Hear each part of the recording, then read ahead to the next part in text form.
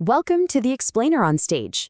Today, we are diving into a skill that is, no joke, a total game changer: how to think on your feet and speak with real confidence, especially when you're put on the spot. You know the feeling, right? All eyes are on you, someone asks you a direct question, and your brain just checks out. It goes on a little vacation. That feeling of drawing a complete and total blank, yeah, that happens to everyone. I remember it so clearly. I was maybe 10 years old, and my dad asked me a simple division question, and nothing, just static. My mind was completely empty.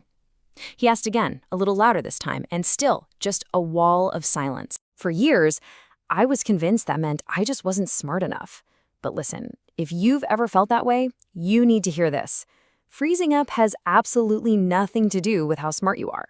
It is a completely normal human reaction to pressure. So let's just reframe this whole thing.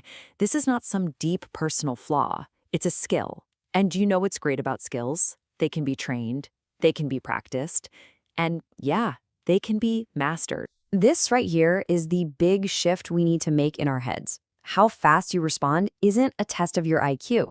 It's really just a test of how you're handling the pressure of that moment. The real secret is just learning to get comfortable with being, well, uncomfortable. And that's our foundation for everything we're about to do.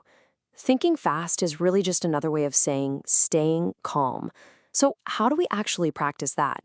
Well, I'm going to show you 3 simple but seriously powerful exercises to build up that mental muscle. Let's start. Okay, our first exercise is a little weird. It's counterintuitive, and it might even sound a bit scary. But you have to trust me on this. It works wonders. We're calling it recovery reps. So here's what you're going to do. Next time you're in a low-stakes situation, maybe telling a story to some friends, I want you to intentionally pretend you lost your train of thought. Just pause, look a little confused, and then ask them, wait, what was I just saying? Or, shoot, where was I even going with this? So why on earth would you do this? Because something pretty amazing happens when you do. People don't judge you. They don't laugh. They actually jump in to help you. They want to support you. And that experience proves to your brain that blinking out is not a catastrophe. It completely disarms the fear, it short-circuits that whole fight or flight response, and it starts to rewire you to just stay calm. All right, now that we're working on the fear part, our next exercise is all about getting you to speak more freely without needing a script or filtering every single word. So get ready for nonsense talk. The setup couldn't be easier. Just set a timer on your phone for 1 or 2 minutes, then pick a totally random, even ridiculous topic. And then you just talk. The only rule is you cannot stop talking until that timer dings. Don't worry about it making sense. Don't worry about sounding smart. The goal is just to keep the words coming. And the topics should be fun and absurd. Like seriously, try to argue why carrots should be the national fruit, or describe the deep emotional inner life of a stapler. The weirder it is, the better, because it forces that logical, overthinking part of your brain to just take a back seat for a minute. The whole point of this exercise is to shut down that little voice in your head, your inner critic, the one that's always demanding perfection. This trains your brain to just play. To play with words, to play with ideas, and that playfulness is really the heart of being able to speak spontaneously. Our third and final exercise is all about the single most powerful tool you have for staying in control in any speaking situation. And that tool is the pause. So why do we pause when we speak? I bet you can probably think of a few good reasons right off the bat. You're probably thinking about things like, it builds anticipation for your audience. It gives them a beat to actually absorb what you're saying. And yeah, it definitely makes you look more confident and put together.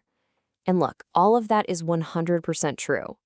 But it is not the most important reason to pause. The real number one reason to pause isn't for your audience. It's for you. A pause is your secret weapon.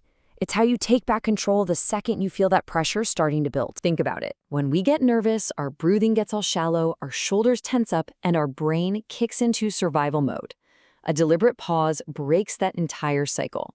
It is your moment to take a real breath, to reset your body, and to calm your mind. So here's the drill. Set a timer to beep every, say, 20 seconds. Start talking about any simple topic. When it beeps, just finish the sentence you're on and then stop. Take one full, conscious breath, in and out. Then keep going. It will feel awkward at first, but what you're doing is forging a powerful new habit. So let's wrap this all up. What's the main takeaway here? Thinking fast isn't some magical gift you're born with. It's the skill of staying calm when the pressure is on. And now you've got 3 simple, practical ways to train that skill. You've got recovery reps to get rid of the fear, nonsense talk to find your freedom, and the pause drill to keep control. And remember, the goal here isn't to be perfect. It's not about becoming some flawless robot speaker who never, ever hesitates. The goal is just to have the tools in your back pocket so you can stay in control when things get intense and you can move forward with confidence. So, once you really learn how to stay calm when you know deep down that you can handle any question that comes your way, an entire world of possibilities just opens up. The only question left is, what are you going to say? Thanks so much for watching The Explainer on Stage. Give these exercises a real shot, and we will see you next time.